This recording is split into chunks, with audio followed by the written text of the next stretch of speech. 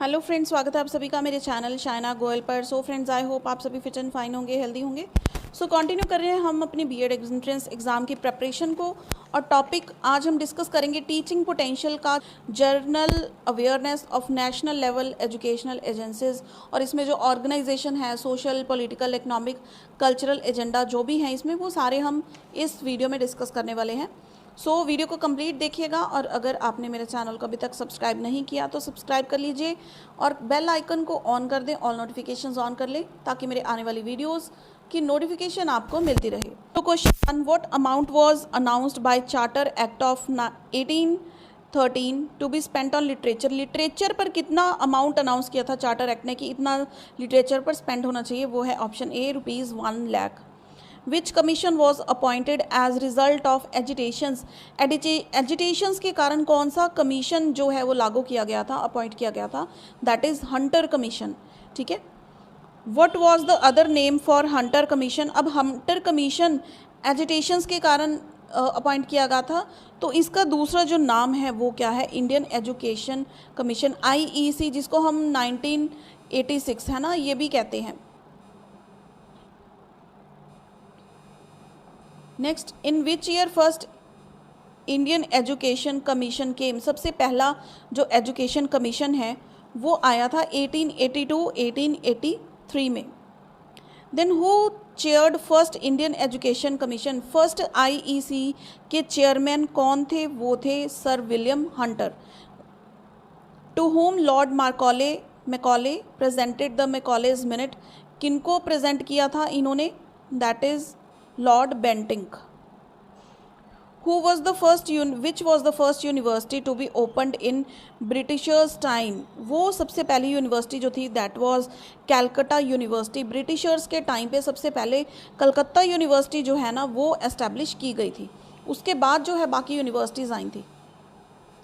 Next, in which year national council was established during British times. National council British time पर जो establish की गई थी वो कौन से सन में की गई थी, कौन से टाइम में? That was June 1, 1906। Which organisation was establish due to Bengal partition. Bengal की जब पार्टीशन हुई थी तब national council of education establish हुई थी। ये ऑर्गेनाइजेशन है तो ये तब एस्टैब्लिश हुई थी। नेक्स्ट है question number 10, which commission was appointed by Britishers to remodel the universities. That is Indian universities commission. ठीक है। रीमॉडल द यूनिवर्सिटीज़ के लिए जो कमीशन अपॉइंट किया गया था ब्रिटिशर्स के द्वारा वो है Indian universities commission. Next, education can be defined as all round development of the students. अगर हम मेन एम पूछ लें एजुकेशन का तो भी क्या है? बच्चों की ओवरऑल डेवलपमेंट करनी, ऑल राउंड डेवलपमेंट करनी। ऑल राउंड से मतलब क्या है? स्पिरिचुअल, फिजिकल, इमोशनल, कॉग्निटिव, यानी कि मेंटली, सोशली, है ना, मॉरली एंड स्पिरिचुअली। हम कहते हैं इमोशंस भी होनी चाहिए, मॉरल वैल्यूज़ भी होनी चाहिए। ठीक है। हमारा माइंड भी इतना इंटेलेक्चुअल हो कि हम चीज़ों को लेकर तर्क कर सकें, रीज़न कर सकें चीज़ों को लेकर। सो ऑल राउंड डेवलपमेंट होनी चाहिए बच्चों की। The next question, who introduce for the first time free and compulsory primary education. ये की थी गोपाल कृष्ण गोखले जी ने। 12th का ऑप्शन ए करेक्ट आंसर है। Who headed the national education movement. It was headed by Gandhi. In which year the constitutional basis of education was traced. That was in 1950। सबसे पहले basis of education trace किए गए constitution के द्वारा, that was in 1950। Who chaired Wardha scheme. Wardha scheme को किसने chair किया था? जाकिर हुसैन ने। Who gave the report on technical और vocational education in 1936-37? That was Abbott. Which article of Indian Constitution gives the rights to minorities to establish educational institutions? वो है article 30। अब ये एक्चुअली पिछले चैप्टर में भी आ सकता था क्योंकि आर्टिकल का क्वेश्चन है। ठीक है। तो ये आर्टिकल 30 किसके रिलेटेड है? Rights to minorities act. Now according to Indian constitution education is now only a state subject, only a union subject. लेकिन हमने क्या किया था पिछले सेशन में ही कि जो एजुकेशन है वो यूनियन और स्टेट दोनों की रिस्पॉन्सिबिलिटी है, अकेले स्टेट की नहीं है, अकेली यूनियन की नहीं है। So option C is correct, both A and B. Next, which article deals with free and compulsory primary education, that is article 45। ICDS means, ICDS की फुल फॉर्म पूछी है, that is integrated child development scheme, integrated child development scheme. अब देखो correct answer ही आप देखते जाओ, जब आपके पेपर में क्वेश्चन आएगा ना, तो जब आपने करेक्ट आंसर को बार बार देखा है, इसलिए मैं दूसरे जो रॉन्ग आंसर्स है वो डिस्कस कम करती हूँ अनलेस कि रिक्वायर्ड हो। क्योंकि जब हम पेपर में देखते हैं ना, हमने जो चीज़ पढ़ी होती है वो हमें लगता है कि ये हमने पहले देखी हुई है, तो हम अगर माइंड में हमारे आंसर नहीं भी है ना, फिर भी हम सही आंसर को टिक कर कर आते हैं। ये बहुत बड़ी शॉर्ट ट्रिक होती है करने की, कि आप सिर्फ सही आंसर्स को देखो, गलत ऑप्शंस देखो ही मत। ठीक है, अगर कहीं एक्सप्लेन करने की ज़रूरत है तो मैं ऑप्शंस दूसरी उनका जिक्र करती हूँ, अदरवाइज हम डायरेक्टली जो है राइट ऑप्शन की तरफ ही मूव करते हैं। Next, MHRD stands for ministry of human resource department. ठीक है, HRD ह्यूमन रिसोर्स डिपार्टमेंट, तो M है ministry of human resource department. Next, which of the following educational agencies conduct researches in the field of school education at national level. National level पर जो school education के बारे में अगर बात आती है तो जनरली वो NCERT ही होता है। ठीक है, AICTE स्टैंड्स फॉर AICTE। अब देखो फुल फॉर्म्स आ रही हैं इसमें, फुल फॉर्म क्या है इसकी, all India council of technical education. कोई भी टेक्निकल इश्यूज होते हैं ना, तो वो AICTE एक ऑर्गेनाइजेशन है, all India council of technical education, जो टेक्निकल एजुकेशन के रिलेटेड डील करती है। कोई भी नई टेक्नोलॉजी आती है तो वो इसके अंडर ही उसका सारा प्रोसीजर होकर जाता है। डाइट फंक्शंस फॉर, डाइट किसके लिए फंक्शन करता है, for primary teachers.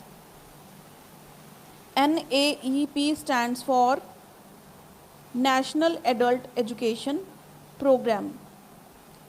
Next 26, the responsibility of higher education in India is on. अब हमने ये पिछली वीडियो में भी डिस्कस किया था, हायर एजुकेशन की रिस्पॉन्सिबिलिटी किस पर है, UGC पर। अब देखो अगर आपने पिछली सेशन अटेंड किया है तो क्वेश्चन देखते ही आपको इसका आंसर पता होगा फट से, आपको ऑप्शन भी देखने की ज़रूरत नहीं है ना।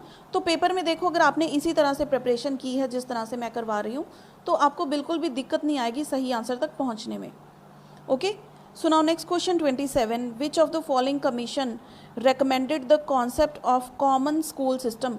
अब common school system क्या है कि irrespective कि बच्चा कोई माइनॉरिटी से है या फिर उसको कोई हैंडीकैप है, स्पेशल स्कूल्स की बजाय कॉमन स्कूल होना चाहिए जहाँ पर हर बच्चा पढ़ सकता है, यानी कि इंटीग्रेटेड सारा सिस्टम होना चाहिए, इंक्लूसिव स्कूल होना चाहिए। ठीक है, कॉमन स्कूल सिस्टम। सो इसकी ऑप्शन कौन सी करेक्ट है 27 की, that is a, Kothari commission.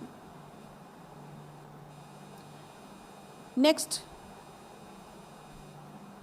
Early childhood care and education बहुत इंपॉर्टेंट है, ये NEP में भी इसका जो है बहुत बार जिक्र, हर NEP में इसका जिक्र किया गया है। तो early childhood care and education ECCE programme is recommended by, किसने रेकमेंड किया है, national policy of education. NPE बोल दो इसको, ठीक है, NPE बोल दो, या फिर जैसे NEP 2020 आई है, हम इसको NEP भी कह देते हैं, NEP 2020 और NPE 1986। ठीक है जी। Next question, which of the following programme was launched for illiterate persons in 1976 mainly in the age group of 15 to 35 years, that is National Adult Education Program. Now National Council to Teacher Education NCTE is a, NCTE क्या है, एक statutory body है। So next is question number 31, which of the following is not a constituent of NCERT। NCERT का constituent कौन सा नहीं है, यह रीजनल इंस्टीट्यूट ऑफ इंग्लिश। ठीक है, रीजनल इंस्टीट्यूट ऑफ इंग्लिश तो एक पर्टिकुलर सब्जेक्ट रह गया, लेकिन NCERT डील करती है स्कूल लेवल के हम कहते हैं एजुकेशन के साथ। ठीक है, ये कंप्लीट एजुकेशन है, सिर्फ इंग्लिश नहीं है। सो ऑप्शन डी करेक्ट है। Which ministry looks after ITIs, कौन सी मिनिस्ट्री ITIs को देखती है, ministry of labour and employment, option B. Next, SCERT provides training to technical institute teachers. NCERT functions for, किसके लिए फंक्शन करता है? School education improvement. हम पहले भी डिस्कस कर चुके हैं कि NCERT होता है स्कूल एजुकेशन के लिए। नाउ NCERT एस्टैब्लिश कौन से साल में हुआ था? इन 1961। देखो ये NCERT के लिए रिलेटेड जो है ना क्वेश्चन आएगा ही आएगा, ये चीज़ आप ध्यान में रखना, चाहे इसको 2 बार आप रिवाइज करो चाहे 3 बार करो, अगर एक बार में नहीं आपको याद होता तो NCERT का क्वेश्चन आता ही आता है। The reviewed version of NPE was presented in, जो इसका रिव्यूड वर्जन था वो कौन से साल में आया था? That was in 1992। The higher education is looked after by, फिर से हायर एजुकेशन का क्वेश्चन आ गया। इट मीन्स ये भी कुछ इंपॉर्टेंट है जो 3 बार 2 चैप्टर्स में ये क्वेश्चन 3 बार कर चुके हैं, ठीक है। तो UGC के द्वारा हायर एजुकेशन को देखा जाता है। Then question 38, Indira Gandhi national open university क्या बोलते हैं हम? ये तो सभी ने सुना ही होगा, इग्नू। इग्नू की फुल फॉर्म क्या है? Indira Gandhi national open university was establish in, IGNOU ही है ये, ठीक है। कब एस्टैब्लिश की थी? In 1985। Then DPEP stands for what? DPEP stands for primary wing, जो प्राइमरी एजुकेशन के स्टूडेंट्स होते हैं ना उनके लिए होता है ये। For compulsory primary education Gokhale's bill was introduced in 1910। Then Indian universities commission came in, Indian university commission कब आया था? आया कब था? ब्रिटिशर्स लेके आए थे, हमने पीछे किया है ना, ब्रिटिशर्स के द्वारा इंडियन यूनिवर्सिटीज़ कमीशन आया था, और ये कौन से साल में आया था? 1902 में। Constitutional basis of education came into existence in 1950।